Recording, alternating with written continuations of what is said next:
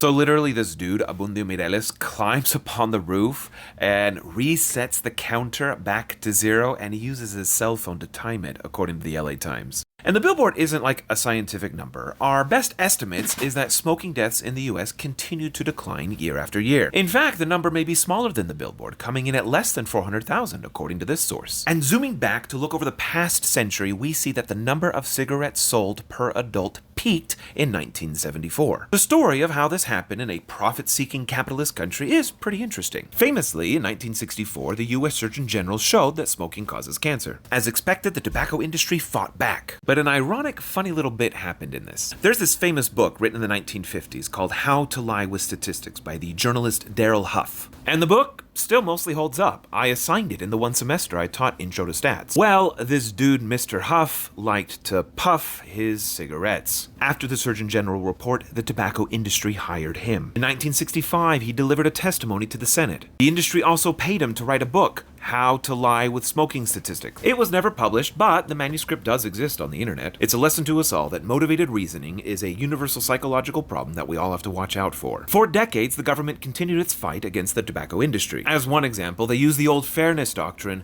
to require broadcasters to accompany anti-smoking advertisements for every cigarette ad. As part of the 1998 Master Settlement Agreement, the government required the release of previously secret internal company records revealing how much they lied to the public, and this effectively ended the industry's false controversy campaign. And then, 2 years later, Philip Morris on its website acknowledged the overwhelming medical consensus that cigarettes cause cancer. Most recently, vaping caused a large increase in tobacco consumption among teenagers. But in 2020, the government clamped down and we've seen a fall since. Juul was once valued at $38 billion and is now worth a fraction of that. The government won and the shareholders lost. Quite literally, a healthy capitalist economy requires the government to sometimes fight against the overreaches of capital.